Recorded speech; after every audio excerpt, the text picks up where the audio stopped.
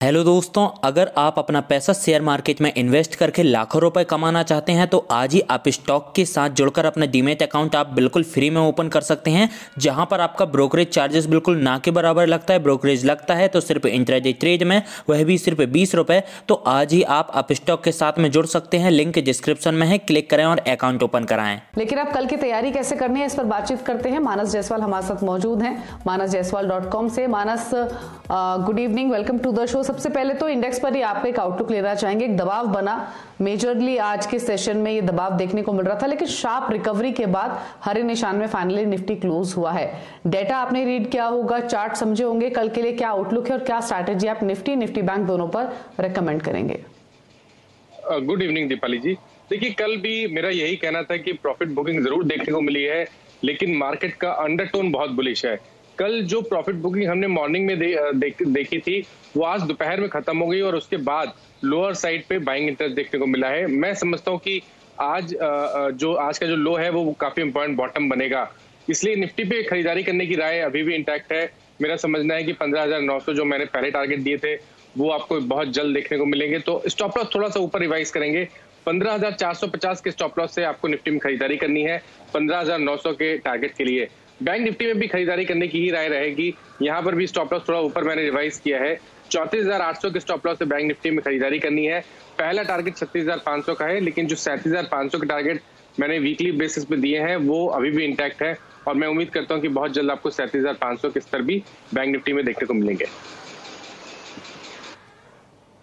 ठीक है, तो बायस खरीदारी की तरफ ही रहेगा। निफ्टी बैंक पर होल्ड कर सकते हैं। फ्रेश लॉन्ग जो आपको बनाने हैं वो एक सर्टेन लेवल के बाद ही बनाने हैं। सिमिलरली निफ्टी बैंक में भी होल्ड कीजिए, नई पोजीशंस की जल्दबाजी मत कीजिए, लेकिन तेजी की पोजीशंस होल्ड जरूर कर सकते हैं 33,000 के स्टॉप लॉस के साथ। अच्छा मानस, अपनी दो पिक्स बता दीजिए, उसके बाद और स्टॉक्स पर आपके व्यू लेंगे। दो स्टॉक्स आपने कौन सा आइडेंटिफाई किए हैं कल के लिए? देखिए, पहला तो बैंकिंग क्षेत्र से आरबीएल बैंक है। देखिए, आरबीएल बैंक ने पहले तो अंडर परफॉर्म किया था, लेकिन अब अगर आप देखिए तो यहाँ पर एक क्लियर कट ट्रेंड रिवर्सल दिखता है। हाई टॉप्स हायर बॉटम बन रहे हैं। 3-4 दिनों के कंसोलिडेशन के बाद आज फाइनली स्टॉक ने अपना 200 डे मूविंग एवरेज ब्रेक किया, वहां पर बेहतर वॉल्यूम देखने को मिले हैं। तो मैं तो उम्मीद करूंगा कि ये रैली कंटिन्यू रहेगी। आरबीएल बैंक कम से कम 235 के स्तर को टेस्ट कर सकता है, तो खरीदारी करने की राय रहेगी। 214 रुपए का स्टॉप लॉस रखें। और ऑटो एंसिलरी में जिस तरह का मूव हमें मदरसन सुमी में देखने को मिला है, शायद उसी तरह का मूव हमें भारत फोर्ज में भी देखने को मिल सकता है। यहाँ पर एक क्लियर कट ब्रेकआउट है, ट्रेंड पॉजिटिव है, तो भारत फोर्ज में भी खरीदारी करिए। स्टॉप लॉस रखिए 674 का, और कम से कम 750 के टारगेट सेट करिए।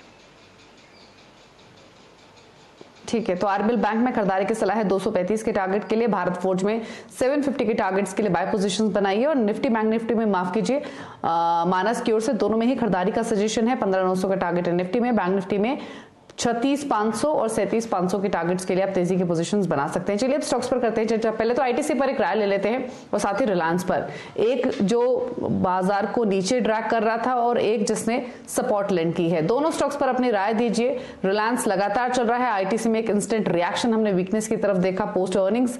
क्या सजेशन है अब कल के लिए? देखिए, आईटीसी में जैसा कि डर था कि हाई लेवल पे सेलिंग प्रेशर देखने को मिलेगा, बिल्कुल वैसे ही देखने को मिला। पिछले 2 दिनों में सेलिंग प्रेशर देखने को मिल रहा है। तो मेरा समझना है कि अगर किसी के पास ऑलरेडी पोजीशन है तो आपको स्टिक स्टॉप लॉस 198 का रखना है, लेकिन फ्रेश खरीदारी की राय यहाँ पर नहीं रहेगी। रिलायंस इंडस्ट्रीज की जहां तक बात है, देखिए एक पॉज देखने को मिला आज सुबह मॉर्निंग से, बल्कि कल भी हमने एक पॉज देखा था, कंसोलिडेशन देखा था, लेकिन आज आखिरी घंटे में रिलायंस ने फिर से पार्टिसिपेशन दिखाया। तो मेरा समझना है कि कंसोलिडेशन कंप्लीट हो गया है, रैली रिज्यूम हो गई है और 2350 के स्तर जल्द देखने को मिलेंगे। तो खरीदारी करनी है रिलायंस में 2150 के स्टॉप लॉस के साथ।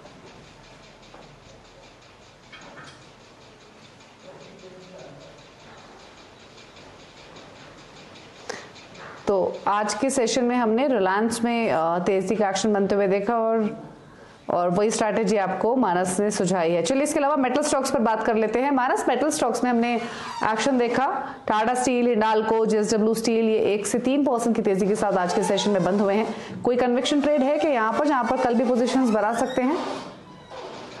देखिए, मैं समझता हूँ कि थोड़ा और इंतजार करिए। अभी भी कंसोलिडेशन देखने को मिल रहा है। जितने भी मेटल काउंटर्स हैं, जरूर हाई लोअर लेवल पे बाइंग इंटरेस्ट देखने को मिला है, लेकिन अभी भी ब्रेकआउट मूव देखने को नहीं मिला। मेरा समझना है कि टाटा स्टील की जहां तक बात है, आप अपनी पोजीशन में बने रहिए 1070 के स्टॉप लॉस के साथ, लेकिन अगर फ्रेश खरीदारी करनी है तो थोड़ा और इंतजार करिए। जब स्टॉक 1150 के स्तर को ब्रेक करे तब आप यहां पर खरीदारी कर सकते हैं, लेकिन उससे पहले केवल बने रहने की सलाह है, फ्रेश खरीदारी करने की सलाह नहीं है। और JSW स्टील में भी ध्यान रखिए, यहां पर भी एक 674 के आसपास सपोर्ट है, तो वहां पर स्टॉप लॉस रख के बने रहिए। फ्रेश खरीदारी 720 रुपए के ऊपर ही करेंगे। ठीक है, तो होल्ड कर सकते हैं टाटा स्टील। नई बाइंग के लिए अभी थोड़ा सा रुकिए, लेवल्स को गौर कीजिए, उसके बाद आप एंट्री ले सकते हैं। मानस, बैंक्स पर चर्चा करेंगे, लेकिन उससे पहले प्रदीप भी हमारे साथ मौजूद है, यतिन भी है। यतिन तो डीलिंग रूम का हाल बताएंगे, प्रदीप से हम बात करेंगे SBI की। और SBI नए रिकॉर्ड हाइज लगातार छू रहा है, आज भी 1% की मजबूती के साथ बंद हुआ है। तेजी के पीछे कारण क्या है, क्या आउटलुक बन रहा है, इस पर एक राय ले लेते हैं, क्योंकि बैंक्स को काफी क्लोजली वॉच करते हैं। प्रदीप बताइए, इनफैक्ट तमाम एनालिस्ट कम्युनिटी तो ये मान के चल रही है कि ये तेजियां थमने वाली नहीं है, ये सिर्फ शुरुआत है, एक्शन में भी आगे और भी देखने को मिलेगा। अर्निंग्स के बाद से जो ये मोमेंटम बनता हुआ दिखाई, अर्निंग्स से पहले इनफैक्ट ये बाइंग एमर्ज होना शुरू हो गई थी, ये टिकती हुई दिख रही है, क्या क्या कारण है इस तेजी के पीछे? तो देखिए, SBI का शेयर करीब 10-11 साल के कंसोलिडेशन से बाहर निकला है और अब यहां पर जो तेजी हो रही है उसमें बड़े फंड्स और FIs का इंटरेस्ट है, ऐसा हमें बता रहे हैं बाजार के जानकार, हमारे ट्रेडर्स मित्र। तो उसके पीछे जो वजह है अगर आप देखें तो पिछले 10-12 सालों में जब इस स्टॉक के भाव में कोई फर्क नहीं पड़ा, ये 350 के ऊपर कभी जाता नहीं था, उस दौर में 2011 में पहली बार ये 350 हुआ था। उस समय इसकी नेटवर्थ थी करीब 83,000 करोड़ रुपए और आज ये नेटवर्थ हो चुकी है करीब 2.5 लाख करोड़ रुपए, यानी 3 गुना। बुक वैल्यू हो गई है 3 गुना। टोटल एसेट साइज बैंक की थी 16.5 लाख करोड़, आज 45 लाख करोड़, यानी बैंक की साइज भी हो गई है 3 गुना। लेकिन भाव करीब करीब वहीं का वहीं है। क्यों?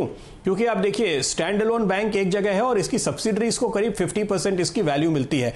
जैसे कि SBI लाइफ जो लिस्टेड कंपनी है, करीब करीब पर शेयर 75 रुपए वैल्यू तो उसकी आती है।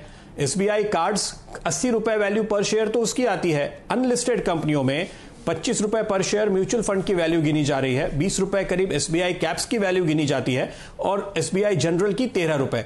तो सब जोड़ करके 213-215 के आसपास तो सब्सिडरीज का वैल्यूएशन है, यानी स्टैंड अलोन बैंक जो है करीब 225 रुपए पे इस समय अपनी बुक वैल्यू से 20% डिस्काउंट पे चल रहा है। जबकि जब 10 साल पहले पहली बार 350 पे आया था तो स्टैंड अलोन बैंक को बुक वैल्यू से 2.5 से 3 गुना पे वैल्यूएशन मिल रहा था, यानी आज की तारीख में 600 से 700 750 रुपए वैल्यूएशन केवल स्टैंड अलोन SBI का बनता है और उसके ऊपर सब्सिडरीज की करीब 200-225 रुपए की वैल्यूएशन बनती है। तो आप खुद से जोड़ सकते हैं कि यह वैल्यूएशन आपको कहीं 4 अंकों में जाती हुई दिखेगी।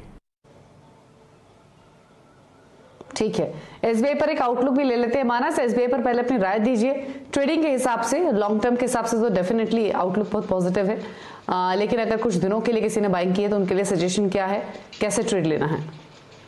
बिल्कुल खरीदारी करनी है। देखिए, यहाँ पर तो ट्रेंड बहुत बुलिश लगता है, ब्रेकआउट ऑलरेडी आ गया है और मैं नहीं समझता कि इसको किसी और PSU बैंक के साथ कंपेयर किया जा सकता है। यहाँ तो ट्रेंड काफी पॉजिटिव है। तो ट्रेडिंग के हिसाब से अगर खरीदारी करनी है तो 429 के स्टॉप लॉस से खरीदारी करिए, कम से कम 455 के टारगेट के लिए। ठीक है, तो 455 के टारगेट के लिए बाय करने की सलाह है। इसके अलावा SBI के अलावा अगर छोटे सरकारी बैंक देखेंगे तो वहां भी तेजी सुबह से ही देखने को मिल रही थी। PNB जैसे स्टॉक्स एक आउट परफॉर्मेंस दिखा रहे थे, 6% का मूव था और उसके बाद CNBC आवाज की एक्सक्लूसिव खबर का भी इंपैक्ट हमने स्टॉक्स के ऊपर आते हुए देखा और खबर यह थी कि बैंक प्राइवेटाइजेशन पर जल्द डिसीजन लिया जाएगा और जल्द ही 2 बैंकों का नाम फाइनल हो जाएगा जिनको सरकार पहले प्राइवेटाइज करेगी। नीति आयोग ने इनफैक्ट CCD को प्राइवेटाइजेशन को लेकर जो बैंक की उनकी लिस्ट है वो सौंपी है। तो यानी अब ये प्रोसेस और यहां से एक्सपेडाइट होते हुए दिखेगा, ये इंपॉर्टेंट है और इसके मद्देनजर एक एक्शन रहा जोरदार तेजी का। 2 स्टॉक्स पर राय चाहिए मानस आपकी, एक तो पंजाब नेशनल बैंक जो कांस्टेंट मूवर रहा है और दूसरा IDBI बैंक जो आमतौर पे प्राइवेटाइजेशन की कैटेगरी में शामिल है। हमेशा इसमें एक्शन बनते हुए हम देखते हैं जब ऐसी कोई भी खबर आती है। दोनों शेयर्स पर आपकी राय कल के हिसाब से? देखिए, PNB में खरीदारी करने की राय रहेगी। बस केवल कंसर्न इतना है कि कहीं वो बैन में कल ना आ जाए, वो एक कंसर्न है। अदरवाइज पैटर्न बहुत पॉजिटिव है, ब्रेकआउट ऑलरेडी देखने को मिला है। तो 41 के स्टॉप लॉस से खरीदारी करिए, 49 के टारगेट रहेंगे। IDBI बैंक की जहां तक बात है, देखिए कंसोलिडेशन देखने को मिल रहा है, लेकिन मेरे लिए तो खरीदारी तभी करनी है जब 40 रुपए 50 पैसे के लेवल्स ब्रेक हो। लेकिन आपके पास पोजीशन है तो बने रहिए और 37 रुपए के नीचे स्टॉप लॉस रखिए। ठीक है, तो ये सजेशन आपको मिला है पंजाब नेशनल बैंक और आईडीबीआई बैंक पर। इसके अलावा मदरसन सुमी पर एक राय ले लेते हैं, जहां पर अर्निंग्स के बाद एक स्ट्रॉन्ग मूव इस स्टॉक में इनफैक्ट हमने सर्किट भी लगते हुए देखा था। मदरसन सुमी जिन्होंने पोजीशंस कैरी की हैं कल के लिए, मानस क्या सजेशन है उनके लिए? देखिए, जो भी पोजीशन कैरी की है वो बिल्कुल उसमें स्टॉप लॉस के साथ बने रहने की सलाह रहेगी। ध्यान रखिए 2017 के हाइज ब्रेक हुए हैं और वहां पर बेहतर वॉल्यूम देखने को मिले हैं, तो ये रैली थमेगी नहीं। मेरे हिसाब से कम 300 रुपए तक के टारगेट देखने को मिलेंगे, इसलिए अपनी पोजीशन में बने रहिए। स्टॉप लॉस रिवाइज करके 249 कर लीजिए। ठीक है। अच्छा, ये अदानी ग्रुप के स्टॉक्स में आपका कन्विक्शन किसके साथ है? क्योंकि एक ऐसा ग्रुप रहा है ये जिसने पिछले 6 महीने हो या फिर पिछले 1 साल हो जोरदार पैसा बनाकर दिया अपने निवेशकों को। और ऐसा ही नहीं कि सिर्फ मिड कैप कैटेगरी वाले अदानी ग्रुप के स्टॉक्स चले हैं, बल्कि अदानी पोर्ट्स जैसे दिग्गज में भी स्ट्रॉन्ग मोमेंटम रहा है। आज भी अदानी पोर्ट्स, अदानी एंटरप्राइजेस में स्ट्रॉन्ग वॉल्यूम्स थे, बाइंग देखने को मिली अदानी एंटरप्राइजेस में। आपका कन्विक्शन है किसी एक स्टॉक पर? देखिए, 2 स्टॉक पे कन्विक्शन है। एक तो अदानी टोटल गैस पे कन्विक्शन है, यहाँ पर भी रैली कंटिन्यू रहेगी। मेरे हिसाब से 1750 तक के भाव देखने को मिलेंगे। अदानी इंटरप्राइजेज में गिरावट पे खरीदारी करनी है, पॉजिटिव लगता है और उम्मीद करिए कि 1650 के स्तर देखने को मिलेंगे, लेकिन खरीदारी गिरावट पे 1500 रुपए के आसपास करनी है 1450 के स्टॉप लॉस के साथ। तो अदानी टोटल गैस यहां पर बाइंग की जा सकती है 1500 के लेवल्स के आसपास, एंट्री लीजिए 1450 के स्टॉप लॉस के साथ। अच्छा, insurance stocks Manas, SBI life, HDFC life charts पर तो बेहतर दिख रहे हैं और काफी समय से एचडीएफसी लाइफ तो स्पेशली इन्हीं लेवल्स के आसपास कारोबार भी कर रहा है। डेटा देखकर कोई इंडिकेशन मिल रहा है क्या कि तेजी सस्टेन होगी जो आज इमर्ज हुई? बिल्कुल, दोनों स्टॉक में ऐसा हो सकता है दीपाली जी कि हमें कल बाइंग इंटरेस्ट फिर से इमर्ज होता हुआ देखने को मिले। एचडीएफसी लाइफ की जहां तक बात है, यहाँ पर 668 के स्टॉप लॉस से खरीदारी करनी चाहिए और 695 के टारगेट रहेंगे, लेकिन मेरा प्रेफरेंस जो है वो एसबीआई लाइफ को होगा। यहाँ पर ब्रेकआउट देखने को मिला है कंसोलिडेशन के बाद, इसलिए एसबीआई लाइफ में खरीदारी करनी चाहिए। 960 का स्टॉप लॉस रखिए और 1030 के टारगेट आ सकते हैं। ठीक है, तो ये आपके लिए स्ट्रैटेजी बनी है एसबीआई लाइफ पर। एचडीएफसी लाइफ पर भी मानस ने अपने कमेंट्स शेयर किए हैं। इसके अलावा एशियन पेंट्स पर मानस अपनी एक राय दीजिए। 0.5% के आसपास का, हमने 1% के आसपास का डिप देखा। क्रूड प्राइसेस जो बढ़ रहे हैं वो शायद थोड़े से सेंटिमेंट्स बिगाड़ सकते हैं, लेकिन क्या चार्ट पे डेटा में कोई ऐसा इंडिकेशन मिल रहा है कि यहाँ से नीचे जाएगा या फिर इस डिप को यूज करना चाहिए बाय करने के लिए, जो भी ऐसे छोटे छोटे डिप्स मिले एशियन पेंट्स में? देखिए, पिछले 2 दिनों से दीपाली जी प्रॉफिट बुकिंग देखने को मिल रही है, लेकिन हमें ध्यान रखना चाहिए कि रिसेंटली हमने एक बहुत ही बढ़िया अप मूव देखा है। 2500 रुपए से लेकर 2950 तक के स्तर देखने को मिले हैं। जो गिरावट देखने को मिली है इसमें खरीदारी करने के मौके हैं, क्योंकि जो मीडियम टर्म चार्ट्स है उसमें वहां पर ऑलरेडी एक ब्रेकआउट देखने को मिला है। तो इस गिरावट को खरीदारी के मौके की तरह देखें, 2790 का स्टॉप लॉस रखें और कम से कम 3100 के टारगेट सेट करें। ठीक है, तो 3100 के टारगेट के लिए खरीदारी की ही सलाह है। बने रहिए इस पोजीशन में, यही सजेशन है। एशियन पेंट्स तो बाय के साथ ही जाना चाहेंगे मानस। चलिए, एक ब्रेक का यहाँ पर वक्त हो गया है। जब लौटेंगे तो यतिन के साथ जुड़ेंगे और पूछेंगे डीलिंग रूम से उनको क्या हेलो दोस्तों, अगर आप अपना पैसा शेयर मार्केट में इन्वेस्ट करके लाखों रुपए कमाना चाहते हैं तो आज ही आप स्टॉक के साथ जुड़कर अपना डीमैट अकाउंट आप बिल्कुल फ्री में ओपन कर सकते हैं, जहां पर आपका ब्रोकरेज चार्जेस बिल्कुल ना के बराबर लगता है। ब्रोकरेज लगता है तो सिर्फ इंट्राडे ट्रेड में, वह भी सिर्फ 20 रुपए। तो आज ही आप स्टॉक के साथ में जुड़ सकते हैं, लिंक डिस्क्रिप्शन में है, क्लिक करें और अकाउंट ओपन कराएं। आप देख रहे हैं मार्केट्स टुडे। मानस जायसवाल हमारे साथ मौजूद हैं और हम तैयारी कर रहे हैं कल के सत्र की और इसमें मदद कर रहे हैं मानस जायसवाल हमारे साथ। लेकिन आप सीधे चलते हैं यतिन के पास और पूछ लेते हैं डीलिंग रूम चेक। बताइए मानस, यतिन कौन कौन से स्टॉक्स हैं आपके रेडार पर? देखिए, आज डीलिंग रूम्स में 3 शेयर्स जो फोकस में रहे, उनमें सबसे पहले है नैम इंडिया। डीलर्स यहाँ बीटीएसटी की सलाह दे रहे हैं और 375 से लेकर 380 तक के टारगेट्स यहां देखने को मिल रहे हैं। ओपन इंटरेस्ट में लगभग 10% का एडिशन। इसके अलावा आईजीएल में भी डीलिंग उसको लगता है कि पोजिशनली 20 से 30 रुपए की अपसाइड हो सकती है। क्लीन गैस शेयर्स में हमको काफी अच्छी बाइंग देखने को मिल रही है पिछले 2-3 दिनों से, और यहाँ भी लगभग 6% का ओपन इंटरेस्ट में एडिशन तेजी की तरफ। तो दोनों ही आईजीएल और नैम इंडिया में बाइंग की जो रिकमेंडेशन है वो डीलिंग से आ रही है वायदे बाजार के लिए। और अगर आप कैश मार्केट की बात करें तो वहां मिड कैप में त्रिवेणी टर्बाइन का शेयर काफी पसंद है डीलिंग रूम्स को, जहां उनको लगता है कि 140 तक के लक्ष्य आपको शॉर्ट टर्म में दिखने चाहिए। मोर इंपॉर्टेंटली कंपनी जो कैपिटल गुड स्पेस में है, पावर जनरेशन स्पेस में है, वहां मांग और टर्न अराउंड होने का काफी अच्छा चांस आगे आते हुए दिखाई दे रहा है। एक्सपोर्ट मार्केट्स भी खुल रहे हैं, जिसके कारण कंपनी की ऑर्डर बुक आगे चलते हुए बढ़नी चाहिए। और डोमेस्टिक मार्केट में भी जो केपेक्स साइकिल खुलने की बात हो रही है, उसमें ये शेयर को काफी अच्छा बेनिफिट होगा। तो इसीलिए त्रिवेणी टर्बाइन पे भी डीली रूम्स की खरीदारी की सलाह आ रही है। ठीक है, तो 3 स्टॉक्स बताए हैं यहाँ पर यतिन ने। पहले बात कर लेते हैं नैम पर। 370 371 के आसपास बंद हुआ है मानस ये स्टॉक, और आखिरी मिनटों में इसमें तेजी का एक्शन बनता हुआ देखा है। ओपन इंटरेस्ट भी 11% के आसपास बढ़ा है। 2.25 लाख शेयरों का एडिशन हमने देखा है ओपन इंटरेस्ट में। क्या सजेशन रहेगा कल के लिए? देखिए, काफी समय से 360 365 के आसपास स्टॉक रेजिस्टेंस फेस कर रहा था, पर फाइनली ये लेवल्स ब्रेक हो गए हैं। तो मैं तो उम्मीद करूंगा कि यहाँ से कम 395 के स्तर देखने को मिल सकते हैं। तो नैम इंडिया में खरीदारी करनी है। स्टॉप लॉसेस आपके 360 के नीचे होंगे। ठीक है, आईजीएल पर क्या कमेंट्स होंगे साथ ही मानस? यहाँ भी 8% ओपन इंटरेस्ट दिखा है, 532 के लेवल्स पर बंद हुआ है, और यतिन के मुताबिक डीलर्स बुलिश हैं इस पर भी। क्या सजेशन? बिल्कुल खरीदारी करने के ही मौके हैं। देखिए, यहाँ पर भी एक रेजिस्टेंस था 525 का, उसको स्टॉक ने ब्रीच किया है, वहां पर सस्टेन हो रहा है। तो यहाँ पर भी खरीदारी करने की राय रहेगी। 520 के नीचे कल स्टॉप लॉस रखें और 550 के टारगेट सेट करें। ठीक है, त्रिवेणी टर्बाइन पर तो राय दीजिए ही मानस, जो कि यतिन ने मेंशन किया। यहाँ अच्छे वॉल्यूम्स के साथ 30 लाख प्लस वॉल्यूम्स रहे इस स्टॉक में, और साथ ही सुमितोमो केमिकल जहां पर पॉजिटिव मैनेजमेंट कमेंट्री के बाद एक स्ट्रॉन्ग स्पर्ट रहा, और काफी समय के बाद इतनी तेजी हमने सुमितोमो केमिकल में बनते हुए देखी है। दोनों स्टॉक से बताइए आगे के लिए क्या व्यू बन रहा है। इफ नॉट टुमारो, अगर अगले कुछ दिनों के लिए, कुछ समय के लिए व्यू हो, तो सुमितोमो केमिकल और साथ ही त्रिवेणी टर्बाइन, दोनों पर आपका सजेशन? देखिए, त्रिवेणी टर्बाइन में आपको खरीदारी करनी है पोजिशनल बेसिस पे, क्योंकि यहाँ पर एक clear cut breakout weekly chart में देखने को मिला है। 200 वीक का मूविंग एवरेज ब्रेक हो गया है, बेहतर वॉल्यूम्स देखने को मिले हैं। तो पोजिशनली खरीदारी करिए। 105 रुपए के नीचे स्टॉप लॉस रखिए और 135 से 140 के टारगेट सेट करिए।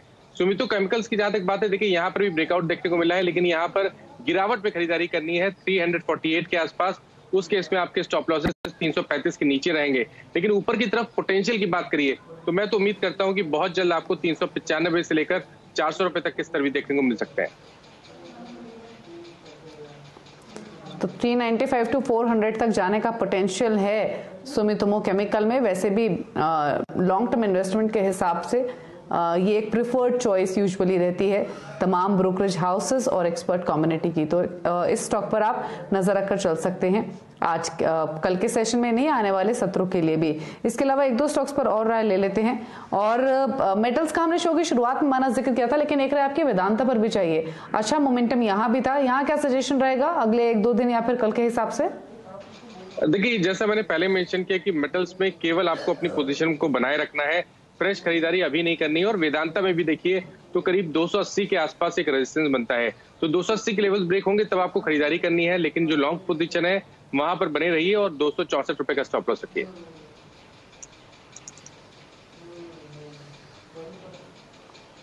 ठीक है, तो यहाँ पर जो सजेशन आपको दिया गया है वो वेदांता पर पॉजिटिव साइड पर ही है। आप पोजीशंस हैं तो उसको स्टॉप लॉस मेंटेन कीजिए आप, यही आपके लिए सलाह रहेगी। तो चलिए, मानस ने जो कॉल्स आपके लिए अब तक शेयर किए हैं वो क्विकली आपको बता देते हैं।